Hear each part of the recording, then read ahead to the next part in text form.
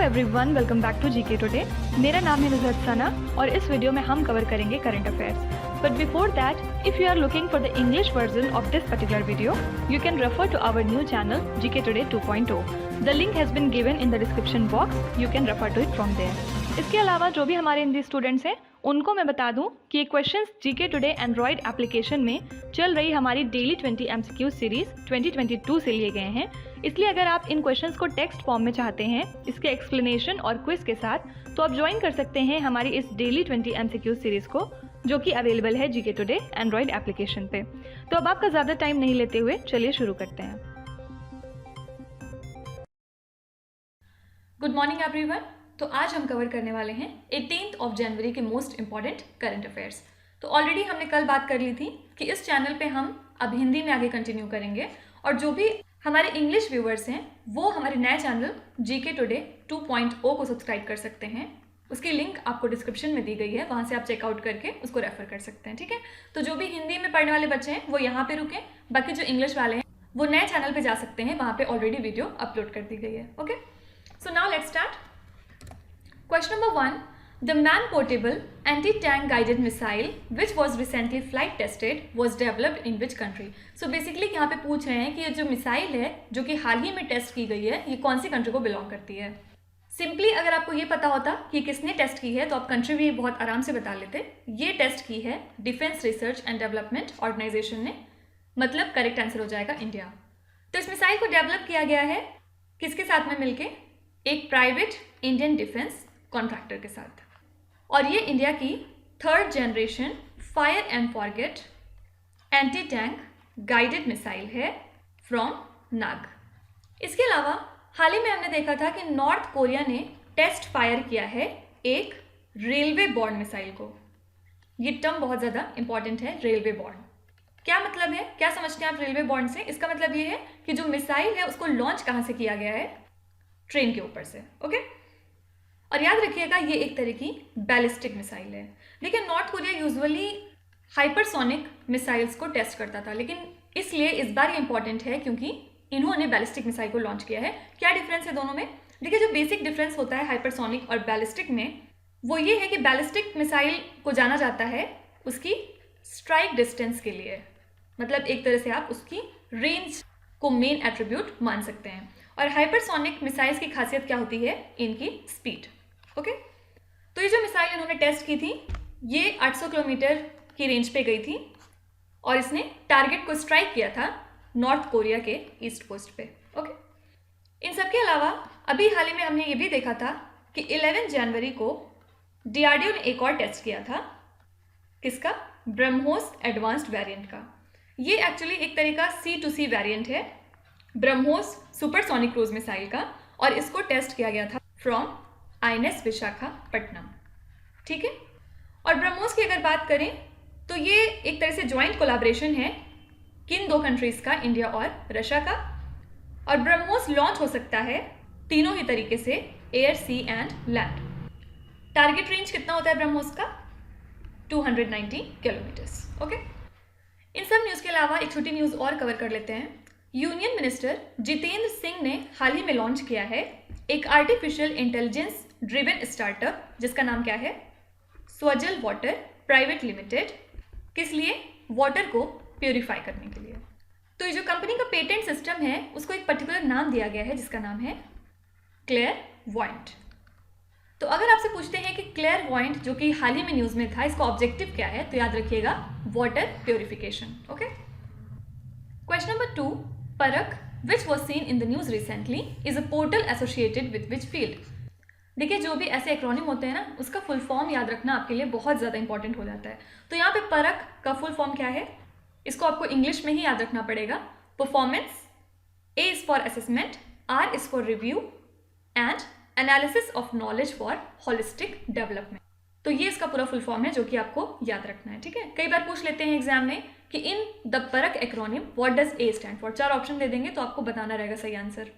तो यहाँ पे आपको ये बताना है कि ये जो परख है ये किस फील्ड से एसोसिएटेड है। ठीक है, तो एक्चुअली जो नेशनल एजुकेशन पॉलिसी है इसने इंट्रोड्यूस किया है एक नेशनल असेसमेंट सेंटर, और उसी का नाम क्या है? परख। Actually all India council for technical education ने लॉन्च किया है परख को, और इसका काम क्या होगा, ये एग्जामिन करेगा स्टूडेंट्स को और फैकल्टी मेंबर्स को जो कि हायर एजुकेशनल इंस्टीट्यूट्स में हैं और स्कूल्स में हैं, ठीक है। तो एक तरह से आप कह सकते हैं कि ये स्टूडेंट लर्निंग असेसमेंट है। इसके अलावा पिछले दिनों हमने देखा था मिनिस्ट्री ऑफ अर्थ साइंसेज एक स्कीम इंप्लीमेंट करती है जिसका नाम है एक्रोस। अगेन इसका फुल फॉर्म आपको याद रखना है, क्या है, atmospheric climate sciences and services. Actually ये रिलेटेड है किससे, वेदर और क्लाइमेट सर्विसेज से, ठीक है। तो अब क्यों न्यूज़ में थी ये, क्योंकि cabinet committee of economic affairs ने अप्रूव किया है कि वो इस स्कीम को कंटिन्यू करेंगे 2021 टू 2026 तक के लिए, और कितनी लागत के साथ, 2135 करोड़ रुपये। तो बस यही रीज़न है कि ये स्कीम थोड़ा सा न्यूज़ में आई थी। तो आपके लिए सिर्फ एक्रोनिम याद करना बहुत ज़रूरी है, और ये याद रखिएगा कि ये स्कीम इंप्लीमेंट कौन करता है, मिनिस्ट्री ऑफ अर्थ साइंसेज। इसके अलावा ये सेम मिनिस्ट्री एक और स्कीम को इंप्लीमेंट करती है जिसका नाम है ओ स्मार्ट।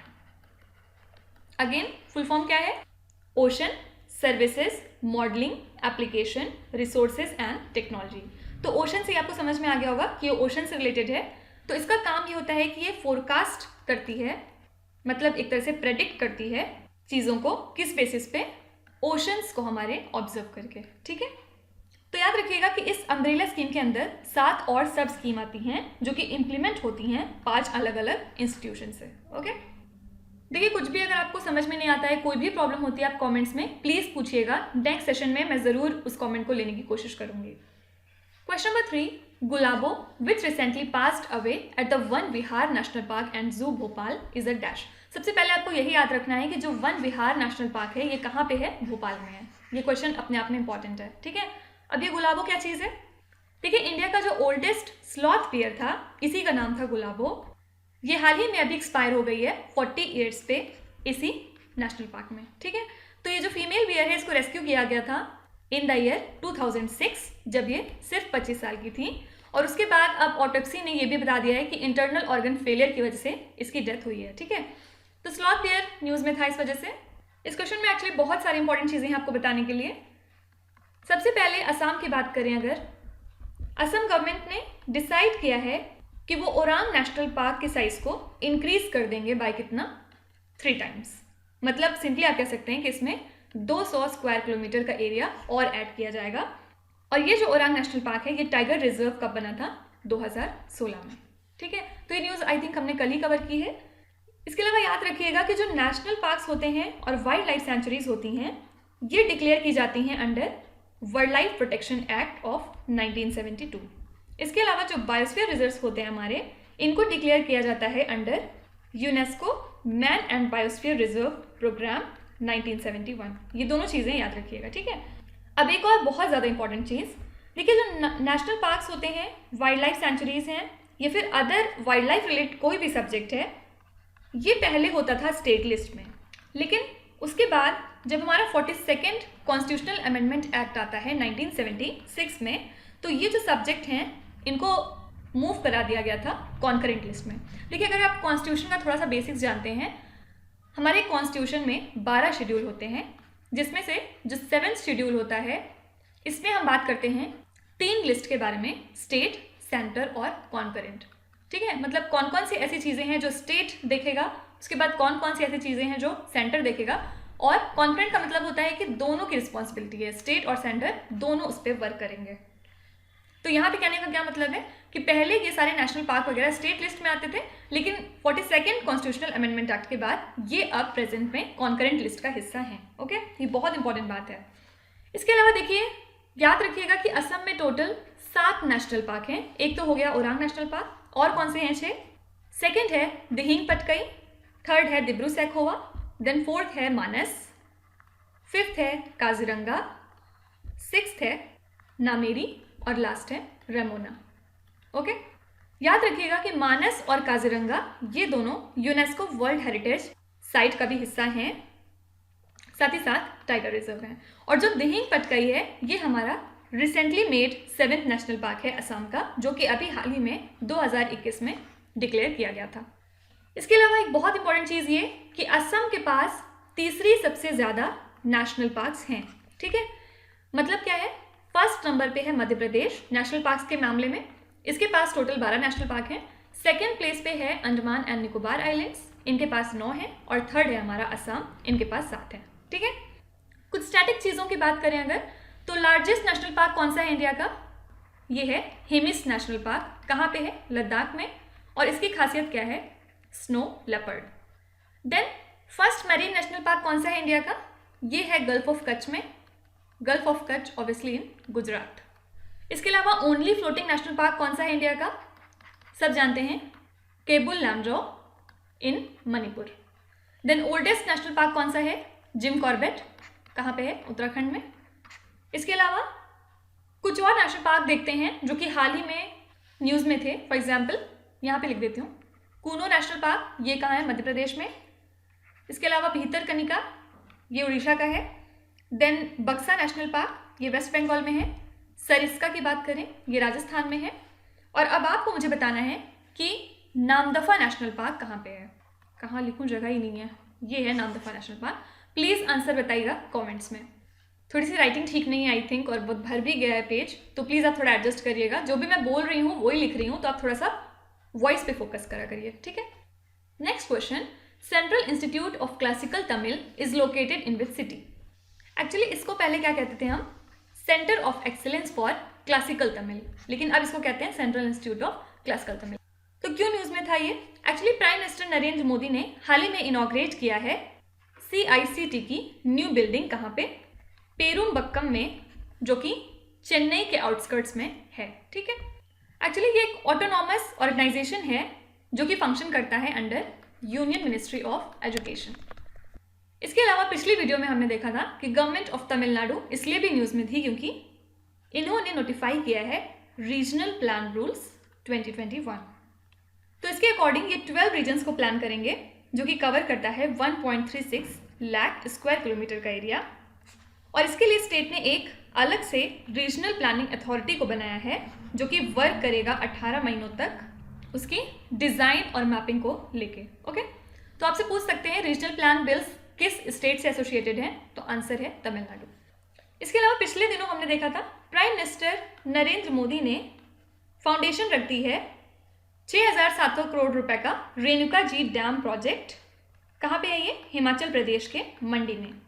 और जब ये कंप्लीट हो जाएगा तो ऐसा माना जाता है कि ये जनरेट करेगा 200 million units of energy 40 megawatt surface power house से। ठीक है, तो आपसे पूछा जा सकता है कि रेणुका जी डैम प्रोजेक्ट किस स्टेट का हिस्सा है?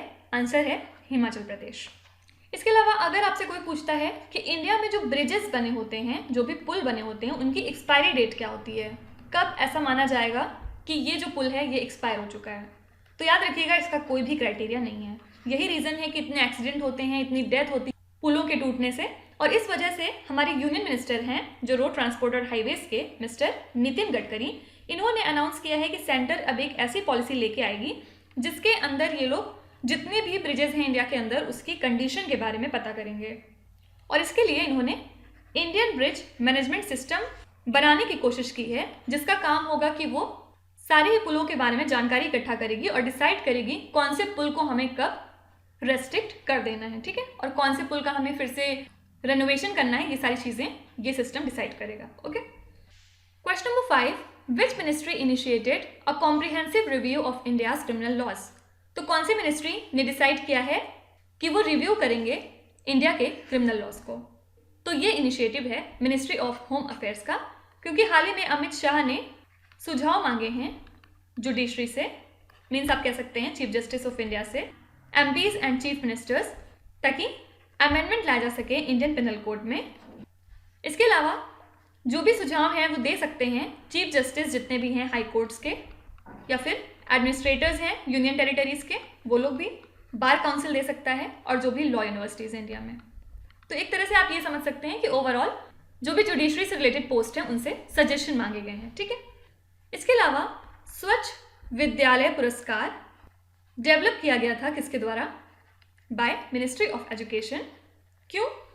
ताकि उन लोगों को अवार्ड दिया जा सके जो भी स्कूल या कॉलेजेस एक्सेल करते हैं सैनिटेशन में और हाइजीन प्रैक्टिस में। ठीक है, तो क्यों न्यूज़ में है? क्योंकि हाल ही में 2021 to 2022 के लिए ये पुरस्कार लॉन्च कर दिए गए हैं, और बहुत सारी कैटेगरीज हैं इसमें, जैसे कि वाटर की, सैनिटेशन की, फिर हैंड वॉशिंग कितनी प्रॉपर है, फिर ऑपरेशन और मेंटेनेंस कितना अच्छा है किसी कॉलेज या स्कूल का, उसके अलावा जो भी बिहेवियर चेंज है वो कितना सही है, कैपेसिटी बिल्डिंग का क्या हाल है, और इसके अलावा एक नई कैटेगरी को ऐड किया गया है इसमें, वो क्या है कि आपकी तैयारी कितनी है कोविड-19 से लड़ने के लिए। ठीक है, तो इंपॉर्टेंट चीज़ क्या हो सकती है इस क्वेश्चन से कि ये पुरस्कार कौन से मिनिस्ट्री आयोजित करवाती है?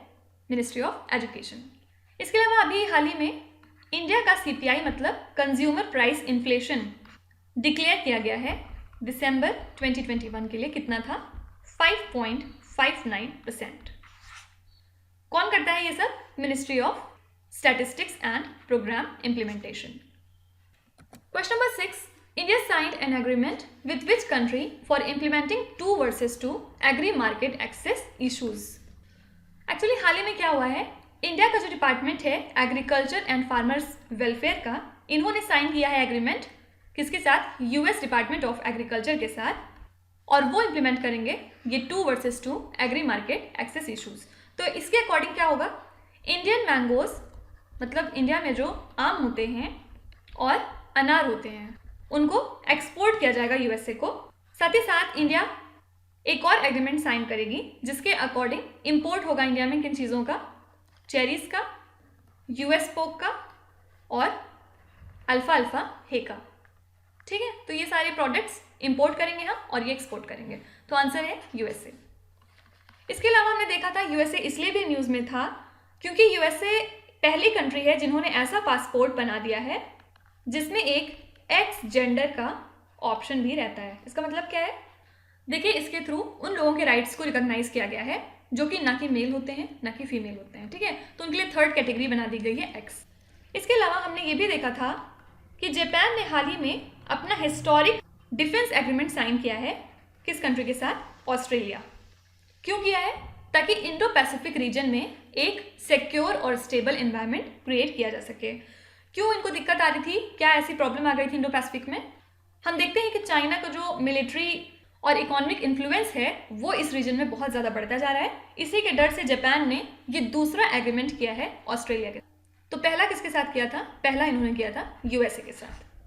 और इस एग्रीमेंट को हम क्या नाम देते हैं? एक पर्टिकुलर नाम होता है रेसिप्रोकल एक्सेस एग्रीमेंट। ठीक है, और इन सब चीज़ों के अलावा USA इसलिए भी न्यूज़ में था क्योंकि ये नाम बहुत इंपॉर्टेंट है जो मैं लिख रही हूँ। माया एंजेलियो बन गई हैं USA की पहली ब्लैक वुमेन जिनका फोटो US कॉइन में मिंट किया गया है। ठीक है, ये न्यूज़ हमने कल बहुत डिटेल में कवर की थी, तो इसी तरह से हम वहाँ पे डिटेल में कवर करेंगे। फिर आगे अब जितनी बार भी ये न्यूज़ आएगी इसी तरह शॉर्ट फॉर्म में बस मैं आपको एक बार रिवाइंड कराते चलूँगी ताकि एग्जाम में आए तो आपको तुरंत स्ट्राइक करना चाहिए। ठीक है, next question, who is the head of the supreme court appointed inquiry committee to probe prime minister security breach? हमने हाल ही में देखा था कि प्राइम मिनिस्टर की सिक्योरिटी के ऊपर बहुत सारे सवाल उठ गए थे जब ये पंजाब विजिट पर थे, तो उसके लिए सुप्रीम कोर्ट ने एक कमेटी का गठन किया है। यहाँ पे पूछ रहे हैं कि उसकी हेड कौन है। तो सुप्रीम कोर्ट ने जिस कमेटी को गठित किया है उसकी चीफ होंगी जस्टिस इंदु मल्होत्रा, और इस कमेटी में इनके अलावा रजिस्ट्रार जनरल होंगे पंजाब और हरियाणा कोर्ट के, डायरेक्टर जनरल होंगे नेशनल इन्वेस्टिगेशन एजेंसी के, एंड ये कमेटी सर्च करेगी और रीजंस को समझेगी कि क्या रीजंस थे जिसकी वजह से प्राइम मिनिस्टर की सिक्योरिटी में इतना बड़ा सवाल उठा। And not only prime minister, जो अदर कॉन्स्टिट्यूशनल फंक्शनरीज हैं उनकी सिक्योरिटी के लिए और क्या स्टेप उठाने चाहिए। ठीक है, इसके अलावा इंडिया की बहुत सारी एजुकेशन टेक कंपनीज ने एक कंजोर्टियम बनाने की कोशिश की है जिसका नाम दिया है इंडिया एडुटेक कंजोर्टियम, और इसको ज्वाइन करने वाली कंपनीज कौन है? For example Byju's, Unacademy, career 360, topper etcetera. Okay, इसके अलावा सुप्रीम कोर्ट ने सारे हाई कोर्ट को यह ऑर्डर दिया है to notify a vulnerable witness deposition centre scheme 2 महीने के अंदर अंदर। Actually supreme court of India ने एक्सपैंड किया है इस टर्म को वल्नरेबल विटनेस, और इसमें इन्होंने इंक्लूड किया है सेक्सुअल असॉल्ट विक्टिम्स को, साथ ही साथ जो मेंटल इलनेस से डील कर रहे हैं उनको, और जो भी स्पीच और हियरिंग इम्पेयरमेंट है जिनको मतलब सुन नहीं सकते और देख नहीं सकते उनको भी। ओके, तो ये पीरियड काफ़ी इंपॉर्टेंट है कि 2 महीने का टाइम दिया गया है। Question number 8, Kumbalangi, India's first ever sanitary napkin free village, is located in which state? तो ये जो कुंबालंगी है ये एक गांव है, कौन से स्टेट में ये आपसे पूछा जा रहा है, और क्या खासियत है इसकी कि ये इंडिया का पहला सैनिटरी नैपकिन फ्री विलेज बन गया है। क्योंकि हम जानते हैं कि जो सैनिटरी नैपकिन होता है ये नॉन बायोडिग्रेडेबल होता है, इसलिए इसको रिप्लेस करने की बात चलती है। ये है एक्चुअली एर्नाकुलम डिस्ट्रिक्ट में, कहाँ लाई करते हैं, केरला में। तो ये जो मेंस्ट्रुअल कप्स होते हैं इस गांव में ये डिस्ट्रीब्यूट किए गए थे हर उस लेडीज़ को या फिर हर उस औरत को जो 18+ होती हैं, और इस तरह से इसको नैपकिन फ्री बनाया गया है। साथ ही याद रखिएगा ये विलेज इसलिए भी इम्पॉर्टेंट है क्योंकि ये इंडिया का पहला मॉडल टूरिस्ट विलेज भी है। इसके अलावा एक कॉन्स्टिट्यूशन लिटरेसी कैंपेन चलाया गया है केरला के ही कोल्लम डिस्ट्रिक्ट में, और इस कैंपेन का नाम क्या है, द सिटीजन।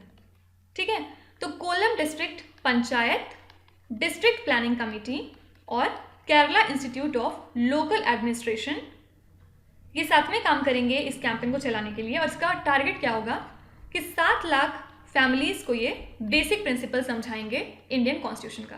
देखिए, एज अ सिटीजन सबको पता होना चाहिए कि हमारे संविधान क्या हैं, क्या राइट्स हैं जो एक नॉर्मल नागरिक को मिलते हैं। उसके बाद अगर कोई आपके राइट्स का हनन करता है तो आप क्या कर सकते हैं, ये सारी चीज़ें सबको पता होनी चाहिए। ठीक है, कोई नहीं कह रहा है कि आपको सेक्शन याद हो, आपको हाई कोर्ट के बारे में पता हो, सुप्रीम कोर्ट के बारे में पता हो, लेकिन एटलीस्ट थोड़ा सा बेसिक्स पता होना चाहिए। तो यही इस कैंपेन का टारगेट है।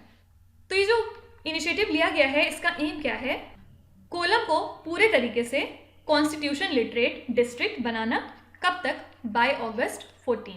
ठीक है, तो ये एक तरह का सरप्राइज गिफ्ट होगा कोल्लम के लिए ऑन आवर इंडिपेंडेंस डे। इसके अलावा हमने देखा था कि नीति आयोग ने अपना चौथा हेल्थ इंडेक्स जारी कर दिया है, जिसके अकॉर्डिंग केरला पहली पोजीशन पे था, और इसके बाद तमिलनाडु सेकंड प्लेस पे था, देन तेलंगाना, देन उसके बाद आंध्र प्रदेश एंड महाराष्ट्र था 5वीं पोजीशन पे। ठीक है, और जो लास्ट 3 वर्स्ट परफॉर्मर्स थे, मतलब इन्होंने सबसे खराब परफॉर्म किया था हेल्थ इंडेक्स में, वो कौन से 3 स्टेट हैं, बिहार, मध्य प्रदेश और उत्तर प्रदेश। तो याद रखिएगा कि उत्तर प्रदेश इस इंडेक्स में सबसे नीचे था। Question number 9, which country has developed Tu-160M white swan bomber? किसने डेवलप किया है ये? तो ये डेवलप किया है रशिया ने, और रिसेंटली इसका डेब्यू फ्लाइट टेस्ट कर लिया गया है बहुत अच्छे तरीके से। तो इसमें यूज़ किए गए 80% इक्विपमेंट्स टोटली अपग्रेड किए गए हैं। साथ ही साथ इसकी कैपेबिलिटी क्या है कि रिमोट एरियाज में जाके टारगेट को स्ट्राइक कर सकता है इनके न्यूक्लियर और कन्वेंशनल वेपन्स के साथ। ठीक है, अब रशिया किन वजहों से न्यूज़ में था? देखिए, सबसे पहले तो 10 जनवरी के दिन हमने देखा था कि यूएसए और रशिया के ऑफिशियल्स ने मीटिंग की थी, कहाँ पे, जेनेवा में, और बहुत सारे इश्यूज इन लोगों ने डिस्कस किए। फॉर एग्जांपल जो टेंशन चल रही है यूक्रेन में उसको लेके, और भी बहुत सारी चीज़ें डिस्कस हुई थी। तो इंपॉर्टेंट थिंग क्या हो जाती है कि ये मीटिंग कहाँ हुई थी, जेनेवा में। और हमने एक चीज़ और देखी थी रशिया के बारे में कि प्राइम मिनिस्टर नरेंद्र मोदी हमारे और रशिया के प्रेसिडेंट व्लादिमीर पुतिन, इन्होंने अभी हाल ही में 21st India Russia annual summit conduct किया था, और इसमें बहुत सारी ग्लोबल और रीजनल इश्यूज के बारे में बात की गई थी। Now last question, which type of LED uses an organic compound as film which emits light in response to an electric current? तो किस एलईडी की हम यहाँ बात कर रहे हैं जो कि ऑर्गेनिक कंपाउंड का यूज करके करंट के रिस्पॉन्स में लाइट को एमिट करता है? तो यहाँ पे आंसर है OLED। यहाँ पे O स्टैंड करता है एज ऑर्गेनिक, और LED तो वही है, लाइट एमिटिंग डायोड। तो ये एक बहुत बेहतर अल्टरनेटिव माना गया है LCDs के लिए। LCD stands for liquid crystal display. तो हाल ही में कोरिया के कुछ रिसर्चर ने इस प्रिंटिंग टेक्निक को एज एग्जाम्पल दिखाया था 3D प्रिंटेड डिस्प्ले के फॉर्मेट में। ठीक है, इसके अलावा एक बहुत इंपॉर्टेंट न्यूज़ जो हम बार बार कवर कर रहे हैं क्योंकि ये बहुत ज़्यादा चांस है एग्जाम में आने का, एस सोमनाथ जो कि अभी डायरेक्टर हैं विक्रम साराभाई स्पेस सेंटर के, ये अपॉइंट हो गए हैं as our new chairman of ISRO, Indian space research organisation. तो याद रखिएगा कि इन्होंने सक्सीड किसको किया है, मिस्टर के सिवन को, और ये 4th पर्सन हो गए हैं फ्रॉम केरला जो कि इस पोजीशन पे आ गए हैं। ठीक है, तो अब आते हैं आपके क्विज पे। ये 5 क्वेश्चन हैं जो कि आपको बताने हैं, तो यहाँ पे वीडियो को पॉज करिए और सारे क्वेश्चन को ध्यान से पढ़िए। जो आते हैं, जो नहीं आते हैं, कोई बात नहीं, आप इसका आंसर कॉमेंट्स में लिखिए, बस अपने आप के साथ ऑनेस्ट रहिएगा। ठीक है, so that's it for today. I hope आपको ये सेशन अच्छा लगा होगा। कोई भी आपका रिव्यू या फीडबैक है तो प्लीज़ आप हमें बताइए, और कल फिर हम मिलेंगे मोस्ट इंपॉर्टेंट क्वेश्चन के साथ। तब तक इजाजत दीजिए। Thank you so much for watching and please do not forget to subscribe to GK Today. With this me Nusrat Sana signing of.